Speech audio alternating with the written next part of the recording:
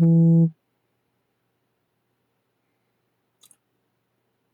good evening, Facebook family. Welcome to another episode of Marriage Mondays with Nick and Trent Brunson, also known as the Lady and the Coach. And we would just like to thank y'all for coming in with us tonight. We have a very a good topic tonight that we think is going to be beneficial to you and your relationships. So, with that said, we just want to give our acknowledgments. Mm-hmm. Well, we represent Crown Kingdom Cultural Center. It's our church family, church ministry that we're a part of. And so everything we bring to you is on behalf of the ministry. Um, I need to check that message. I'll let you go ahead and talk, but I'm going to try to. Okay. That was a message from Bishop. I can't see it. Well, we're going to continue to give you this information that we get. We talk about it, research it, and a lot of the information we get it comes from the pulpit itself.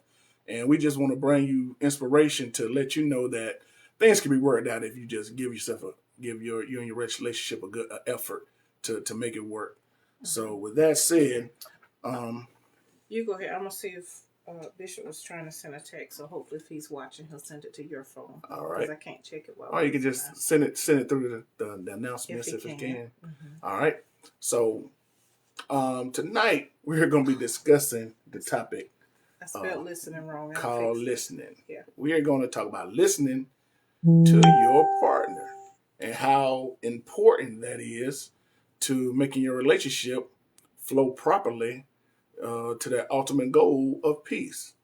So when you do that, or you just make yourself uh, put yourself in a mindset in a position to listen to your partner, a lot of things get done. So yesterday in church, Bishop made mention of it's hard to listen to your spouse. After being together for so long, it's hard to listen to your spouse. Like me and Trina, I think we've been together a total of something like 28 years, 5 years unmarried, and 23 years coming up this year of being married. It's, we've said a lot of things to each other. And sometimes we want to put out that, I know what she's finna say to me, or what he's finna say to me. And we don't give each other a chance to actually listen to what the other person is finna say. We anticipate so we can anticipate it so we can come up with a response. But that's not truly listening to your partner if you're trying to always come up with a response to what they're saying, because you got to give your partner time to grow. So we're going to talk about that and give you some tips and some things you can do to hopefully listen better and to give your partner that acknowledgement that they need. Mm-hmm. Yeah, so we appreciate y'all that are coming in today, and we hope that you all are having some success in your relationship. We're always open to hearing about positive ways that this broadcast and through this ministry is helping you. We're also always interested in topics that you're concerned about or things that you would like for us to discuss. So feel free to reach out to us either through comments or through direct messaging, just to let us know what your needs are, what you'd like to hear us talk about. But we're pretty sure tonight's topic will apply to pretty much everybody, because if you are married or in relationship, listening is a critical piece, and it's usually something most people can improve upon. So we're hoping tonight's tips will help give you some ways that you can sort of examine yourself and improve upon being a better listener, which helps you be a better communicator overall, which we know is critical in marriage, is effective communication. All right. So tonight we're gonna start the program off with, what kind of listener are you? Are you a mature listener in your relationship, or you're an immature listener? And me and my wife had an interesting conversation about this before we left and started talking about other stuff. So when you're an immature listener, what was one of the examples we talked about being an immature listener?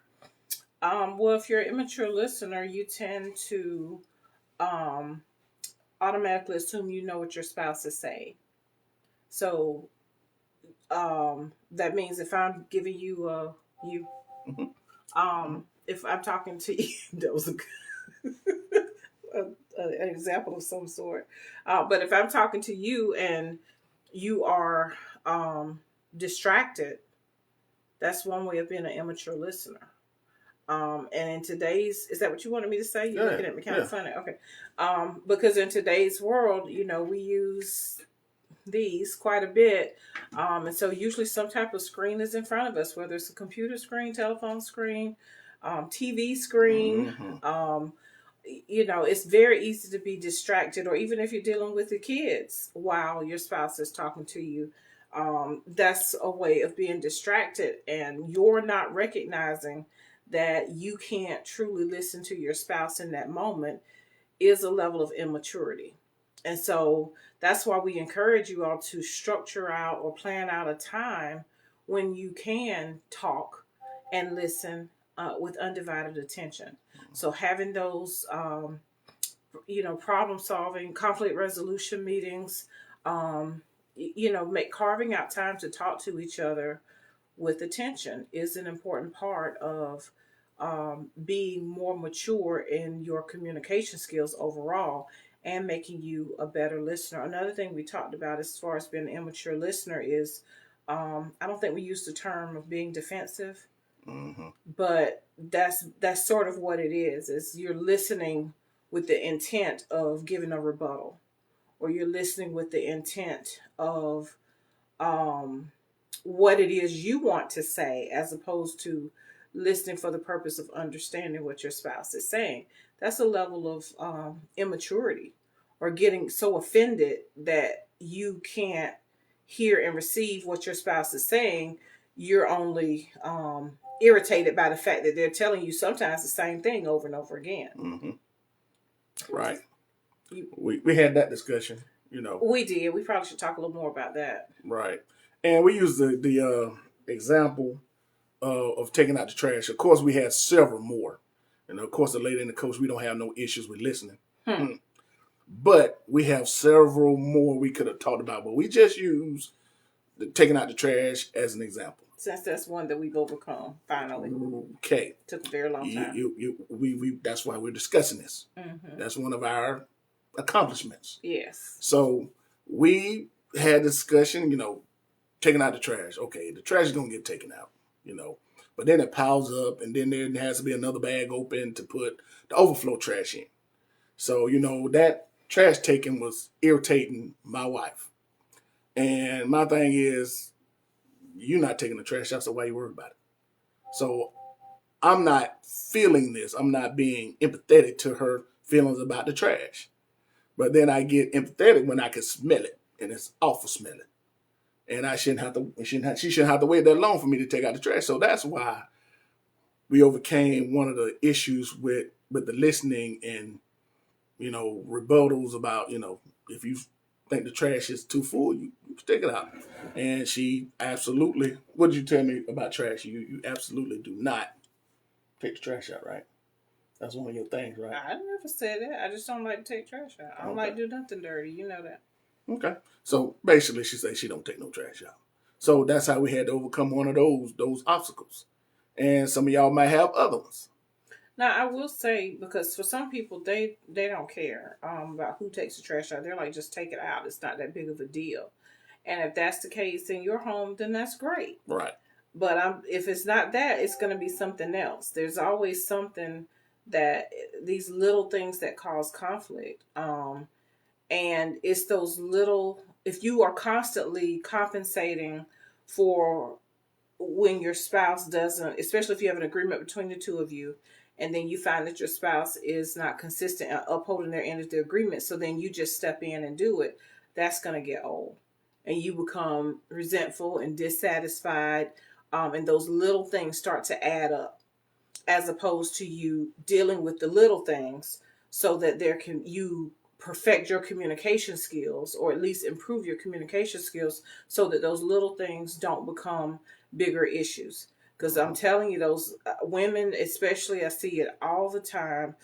Even just among friends, they're like, oh, well, I'll do it. Well, he didn't do it, so I'll do it, just to keep the peace, or I don't mind doing it. But when those things continue to add up, you get tired of doing the same thing when there has been an agreement otherwise. And what Bishop called that? We ain't talking about this, but what the Bishop called that? The let spirit. Men will let you do that if you choose to. Mm-hmm. And, guilty of that. If you want to do it, I'll let you do it. Go ahead. I mean, if you care that much about it, you go ahead and do it. But then there's that, what is it called? That fallback of, you're going to backlash, fallback. Yeah, I don't know. I'm trying to understand. I'm trying to follow you. Backlash of, why you didn't take the trash out. Now the trash comes to something else because you didn't fulfill your part of the agreement, and they feel like they hadn't been listened to. Right. They hadn't been heard. So in order for us to make sure that our spouses, men and women, are heard, there are things we need to do. Mm-hmm. So I guess we can get into some of those, what needs to be done in order to be heard. One thing in order to be heard or feel like you've been listening to is physical touch. Physical touch means if we need to sit down and have a conversation about something, and you want to hopefully make sure that the person is hearing you, you should touch each other. Yeah. So even just making that physical contact is better if it's face to face. I know we're sitting like this because of the camera, but it's better if it is face to face. That just shows your attentiveness and that you are focused on that person and not so distracted by other things that are going on. But also having a gentle physical touch keeps you from it keeps you, it makes you get connected. Yeah, it's about connection. So knowing that that's just a very simple strategy to use is to make some type of touch, with the hand or somewhere, so that you're reminded that this is another person. You're not just arguing a point. You're not just, talking about trash or the dishes or the cleaning of the house or putting gas in the car, whatever that issue may be. That's not truly the root of what you're dealing with. And so being reminded that you're connected to another person, another human being, this is somebody you love, that physical contact helps you to be reminded of that connection while you're trying to work out problems. And it does help to curtail the tendency to yell. Because when you're already close to somebody and you're touching them, that's going to reduce the likelihood of you getting mad enough to yell at that person. Mm-hmm. So it calms you down, and a soft touch, of course, is going to calm your mate down as well. So that's just a simple strategy that you can use to help kind of keep things from escalating. So those little simple disagreements don't become something bigger. Right. And also connected to this particular point is to repeat back what you heard. Yeah. Whatever your spouse said, and that's what they want to be heard about, repeat it back to them to make sure that that is what they intended to say to you. Because sometimes they can say stuff to you and you hear it a different way and you repeat it back and they'll be like, no, that is not what I said. That used to happen to us so much. The interpretation of what she said is totally wrong. Right. And so instead of getting mad that they repeated it back to you wrong, that's your opportunity to say, okay, well, let me clarify, or let me be clear, or let me rephrase that to make sure that we're on the same page. But it definitely, I prefer, rather than to repeat verbatim what I said, I prefer that you repeat back to me in your own words. That's the only way to clear it up. Huh? I mean, that's the one way to clear up the misunderstanding. Right, that's the one way to clear it up. Yeah, instead of me repeating exactly about what you said, me repeating how I interpreted it to make sure it's what you had intended to say to me or for me to hear. And sometimes what we'll do is we'll say, okay, let me make sure I understand what you said. I understood you to say XYZ, that you prefer that the dishes are done before bed. Is that what you're saying? And then we can go about coming to some type of agreement. But you really do have to make sure that you hear accurately, and being validated that you're heard accurately goes a long way as well. People want to be validated, especially if you're the one coming with a complaint, or you're the one coming with an issue. If you're presenting the issue, you want to be heard. And so as a spouse, you need to recognize that if your spouse is coming to you with a complaint, your knee-jerk reaction can't be a rebuttal. Your first response is to make sure that you are listening and that you clarify that you heard your spouse and validate what they're telling you, and then you move towards a solution. Because if they're bringing it to you and it's their concern, it's not your job to decide if their concern is valid. If they're bringing it to you, it's valid from their perspective. Right. And that's what you're validating, is that I see you, I hear you, and I'm acknowledging that you're bringing this problem to me, so let's figure it out. I have a different perspective. It doesn't mean that you agree with everything they said, but once they bring it to you, you just don't shoot it down and say, oh, that ain't nothing to worry about. That's very dismissive, disrespectful, and it invalidates what your spouse brought to you, which means the next time there's an issue, they're going to feel like they can't bring it to you. Right. And it may be something trivial this time, but it might be something much bigger next time. So sometimes you have to recognize that really all the time, the way you communicate with one another is more important than the context that you're communicating about. Yeah, because you want the person to hear what you got to say. Everybody wants to be heard. You want to be. You want to be heard. That's right. Yeah. All right. The next point is pay attention. Pay attention. And like most of the things we talk about, you got your personal. We have our personal preferences and personal stories about being heard. And one thing for me with her, if we wanted to have a discussion and I need to pay attention to her, and we talked about it earlier, get rid of the distractions. I know there were times early in our marriage where I would be watching a football game or a basketball game or something dealing with sports. And Trina would try to talk to me. I never heard what she was saying. And then that caused an issue because she was like, well, I talked to you about this on such and such. I'm like, and I'm standing my ground. No, you didn't. She's like, yes, it did. You just forgot. I'm like, you didn't say it. So now there's no peace. But she may have talked to me, and it was doing something that had me totally distracted, and I was not paying attention to her. So that caused an issue. It broke up the peace in the house because of something that I might have agreed to because I didn't hear her. I just agreed to it and didn't know what I was co-signing when she told me about it. Well, one thing to consider with that too is there's wisdom in choosing. Yeah, I can get back to it on your page. There's wisdom in being careful about when you choose to have a conversation, because in all honesty, during a football game is not an appropriate time to be trying to say something relevant or something that needs response more than just something about the general setting. Do you want this real quick or whatever? But anything of substance, you should just wait and say it when you can have their full attention. And so it's a little maybe petty to try to compete with whatever sports activity is going on TV for me, or sports for me, or anything that may distract each other. Mm-hmm. Well, I mean, yeah. So I think it's wise to be smart about your timing of when you are requiring your spouse to give you full attention. It may not be the best time, if your wife is changing diapers and got one in the tub and all these things going on. Maybe jump in there and try to help, and then after the kids are settled, it might be a better time to talk about something that's of relevance or of significance.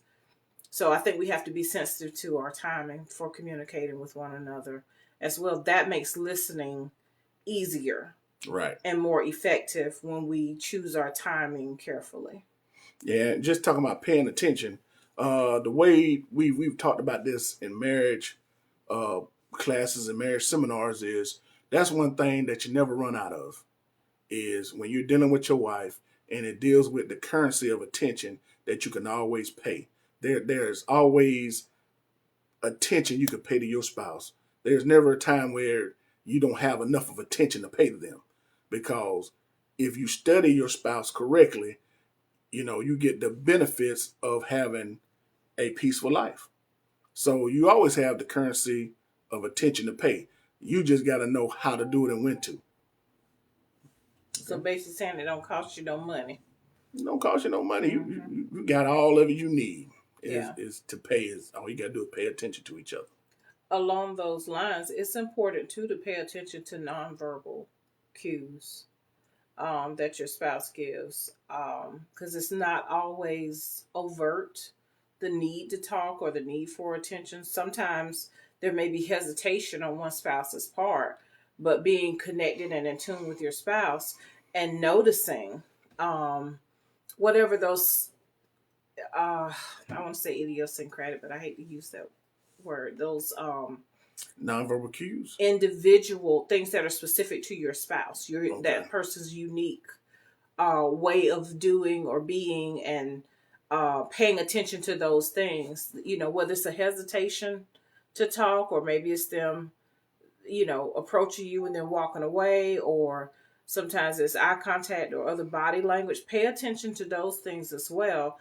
That's just part of being connected, studying your spouse, getting to know them, so that you don't miss those opportunities. They can be hard to pick up on, but the more you spend time with one another, you learn your spouse's ways and tendencies, and that helps. I mean, it's not fair to expect somebody to read your mind, but knowing your spouse and being connected to your spouse helps to open that door for communication, and it makes you more ready to listen. If you notice there's something that's on your spouse's mind and you ask them to share it with you, then you're a captive audience to your spouse, and that certainly opens the door for a more effective communication. So I just wanted to throw that in for free. Okay, yeah, it's a free nugget. Also, this stop talking. Sometimes it's best to stop talking. And we talked about this point tonight as we were going through the lesson to touch up on it. Sometimes we'll be talking and I'm explaining a situation or a point, and I hesitate. Normally in a hesitation conversation, that leaves room for somebody else to jump in to get a point. That's just a conversation cue. But what I've done sometimes is I hesitate and then I jump back in there with something else. And then what's that thing you always say to me? Is it my turn to talk? Yes. Yeah. It's my turn to talk. You've taken my turn to talk and your turn. Right. And then my turn again, because you still be talking. As elementary as that sounds, something that you were taught in kindergarten, you can still do it right here as adults. So, stop talking and hear the other person's point. Because, see, I think that's a sign of not listening. When you ask a question and then you ask another question and then you make a comment and answer the question yourself, you're not listening. You don't even want to know what the other person has to say because you're doing all the talking. And so what I do, I just sit there and wait. Is it my turn yet? And you're like, what you mean it's yours? So you just asked and answered your own question. I just want to know, is it my time to talk yet? And so that's something that we've had to do. And I know I can dominate a conversation. I try to be intentional about it. I think because I spend part of my day teaching kids how to communicate, it makes me a little bit more cognizant of my own communication skills. And turn taking is one of those things that I actually have to teach kids is, you take turns. It's like a game of tennis. You go back and forth. And so if I say something to you, then I stop and I stop talking and I listen and wait for you to give me a response. And that means it's your turn. You're supposed to say something. And so, it sounds simple, but sometimes people are so fixated on what they want to say, what their perspective is, that they forget that conversation entails two parts, talking and listening. That's real. That's real. Because I know if I'm hot, I'm not even interested in what you got to say. I just want to say what I got to say. All right. And just, we had a point last week about who talks more. You say I'm a talker. I'm sitting there. We were talking about who talks more? Yeah, you said I was a talker and I said I'm not a talker. That's not who talks more. I know I talk more than you. We had a debate about that. About me. But not about who talks more. Just about whether or not you talk I'm a talker, yeah. Okay. All right. Oh, boy, she thought I was trying to throw some shade at her, y'all. Y'all felt that. Y'all felt it like I felt it. But anyway, I think I have become more of a talker. Being in this principalship, this assistant principalship, I've had to talk more about stuff on a daily basis than when I was just a coach and a teacher. Because as a teacher, as a PE teacher, I can just put stuff in motion and the kids just do. I didn't have to spend the whole time talking.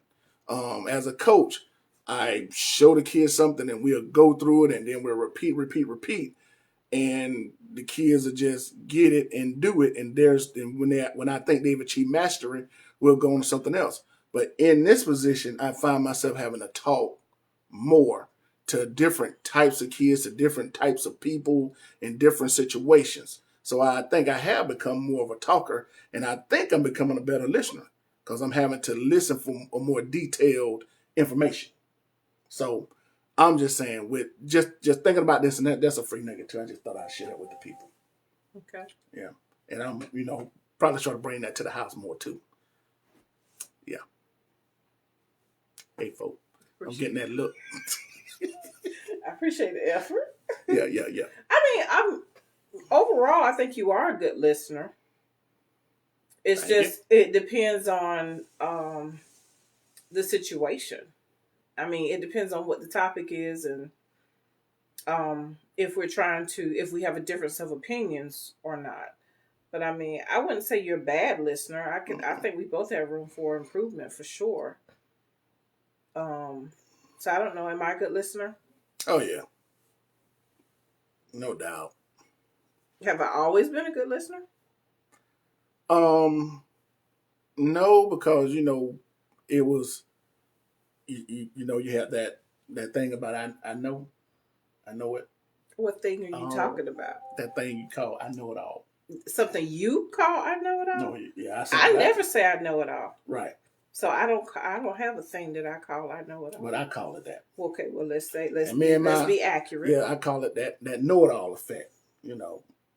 So at that point, you have become a better listener because you listen to me talk to you about certain things, and you're able to listen more. All right, moving on. Now, practice empathy, and that's a great segue into practicing empathy because that's how you learn to understand what your spouse is actually trying to listen for, right? And we talked about this tonight too. We're trying to understand or how they feel when they're not being listened to.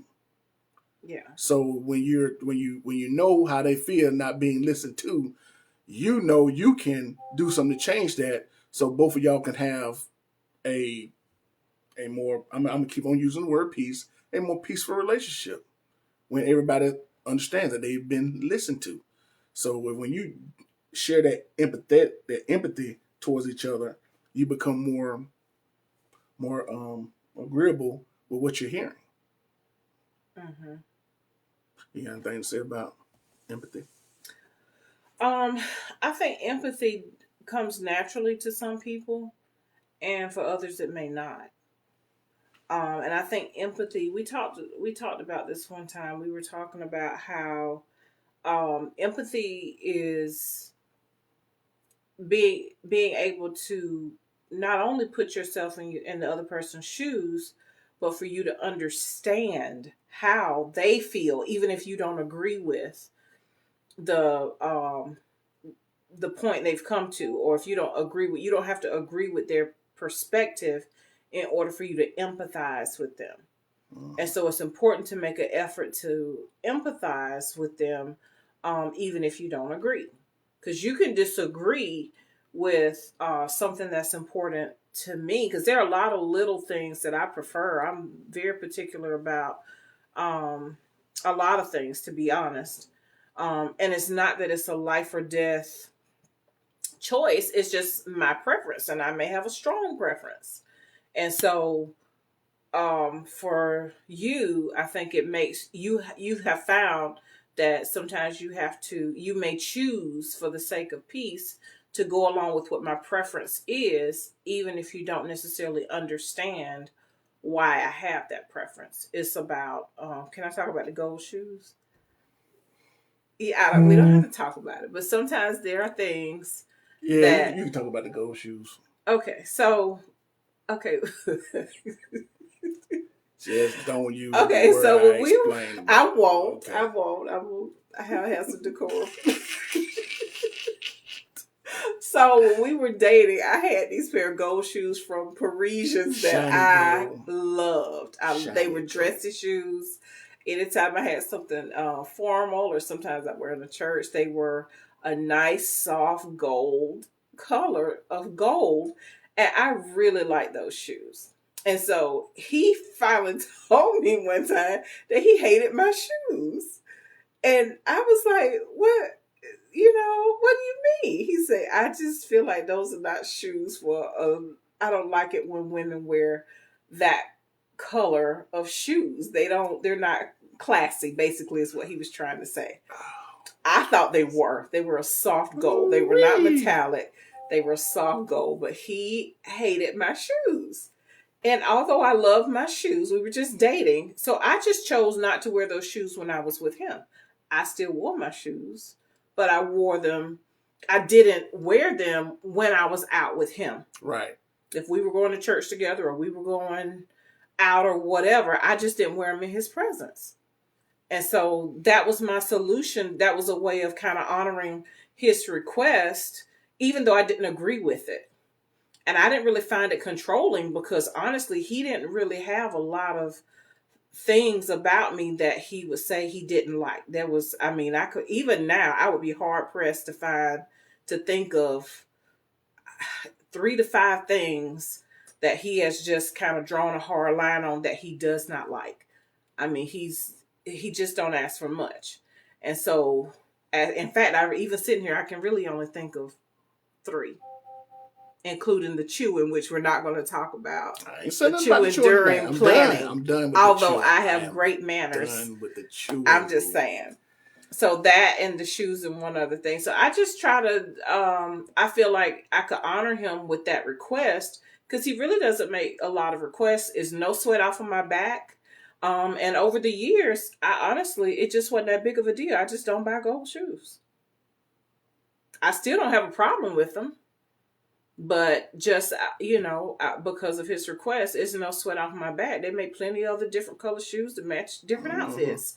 I'm not going to do that as a sign. And even if I bought gold shoes, he probably wouldn't say anything. But I know how he feels about it. And so I just choose to do that as a very simple way of honoring his request. Because I want him to enjoy my appearance. That's important in marriage. We probably don't even talk about that enough. No. The fact that you do want to have an appearance that is pleasing to your spouse. Right. And to be honest with each other about that. But he don't have many complaints. So that's why I don't have any gold shoes. If anybody ever wondered why they never see me in gold shoes. Well, I don't have a problem with accented gold shoes. I mean, shoes that's accented with gold. I do have a problem. I do have one pair, but they're like kind of see-through-ish with gold accents on it. Okay, as long as it's accented. Yeah. I just don't like a solid gold shiny shoe. And some people like that know me and know that I'm an alpha. Like, how come you don't like gold shoes? What is your deal? Exactly. But I don't have to understand why. But hold on now. Honestly, before we started dating, before I became an alpha, I told you about those shoes. I know. Okay, so people... This has nothing to do with my fraternity. Yeah. But, people that know me, like, how the boy don't like gold shoes and he's an alpha? Because our colors are black and gold. But it's something about the gold shoes I just don't like them, y'all. We done with that, right? Yes, yeah, we done with that. We're going to be done. Yes. And I have a long some list. Of y'all I have a long list of stuff I don't like. Hey y'all, it's true. It's a laundry list now. That's a laundry list. So, but we have over the years, taking a pen and struck through some of them, or taking a pen like, okay, I can deal with this a little bit, and it's not so hard line on a lot of stuff. But the laundry list was long, is long, probably will be long, but we're dealing with it. All right, and the last point tonight is if you can't get to a point where you can agree, get some help. Please. Yeah. Don't let stuff fester and get out of control where you get to the point where, like, okay, I'm done. I'm tired of trying to do this with you. I'm done. Get some help. Yeah. Plain Because and a lot simple. of times hearing something from another person's perspective or hearing the same perspective that your spouse has coming from somebody else's voice, sometimes it's easier for you to hear it. And it doesn't, on the surface, it seems like it doesn't make sense, but I'm telling you, because sometimes we get so deaf to our spouse's voice, and that's not a place we want to be at. But the truth is, it can get that way. Mm-hmm. And so sometimes to hear a mediator, whether it's a mentor or pastor, some counselor of some form, just somebody who you both trust and agree can be a mediator for you. Just hearing that person reword or revoice your spouse's concern sometimes can make it almost like you're hearing it for the first time. Right. Yeah. So it's really important to be aware of how important it is to be a good listener for your spouse, and to be good at communicating in general. Right. Yeah. I think that's all we have for tonight, isn't it? Mm-hmm. Yeah. So we hope that helps. I'm going to correct the spelling on the original because it was spelled horribly. I was multitasking before we post it. So if some of y'all see that it's spelled kind of crazy, I'm not offended if you if you share it and you know do it the correct way at the top or whatever. But I'm gonna correct that spelling before we finalize it. All right. Is that it for tonight? Mm-hmm. Okay. So, well, I just want to acknowledge some of the young people that tune in, some of the young people that are married, and those that are looking forward to getting married, I guess. They're tuning in to seeing what we have to talk about. Okay. And I think I'm just going to acknowledge y'all.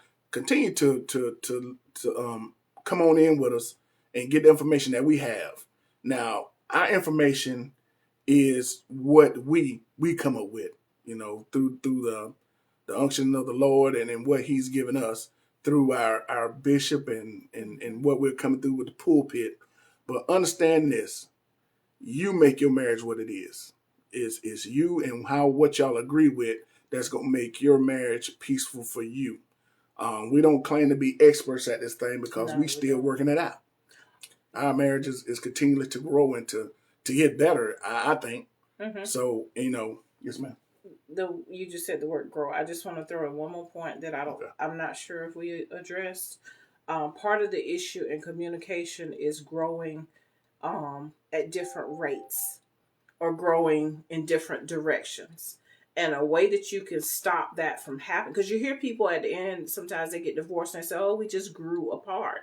And that does happen. People absolutely can grow apart. You do. But that comes with a lack of communication, a lack of honest, true communication. Because if you're only hearing your spouse based upon what you've always known about your spouse, you can stunt their growth.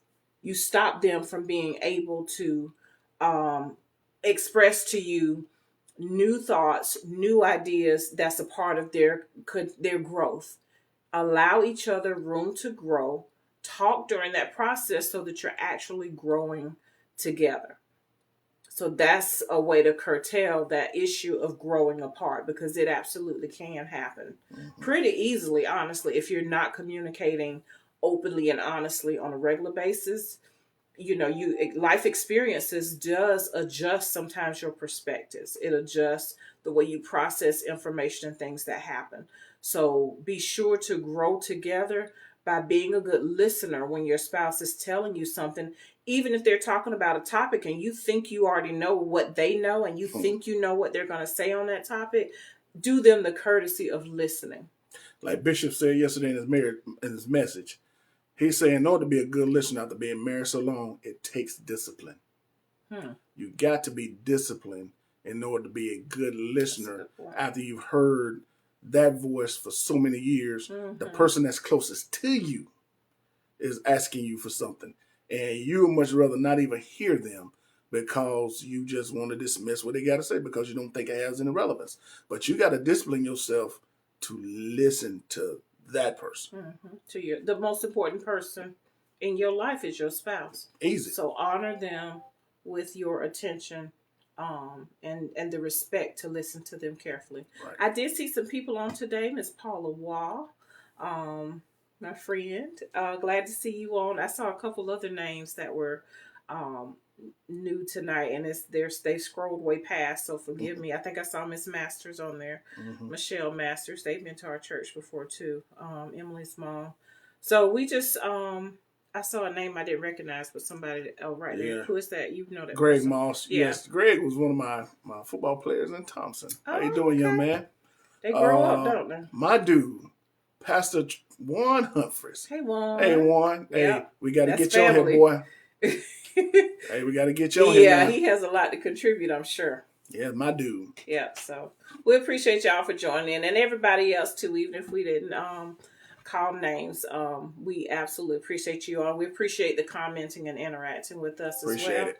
So you gonna close us out, Coach? I am.